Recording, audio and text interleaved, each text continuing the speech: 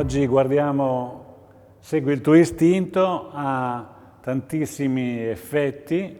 Quello che andiamo a guardare oggi si chiama pietra vissuta, si fa con una spatola dentata, molto molto semplice. Adesso vi facciamo vedere.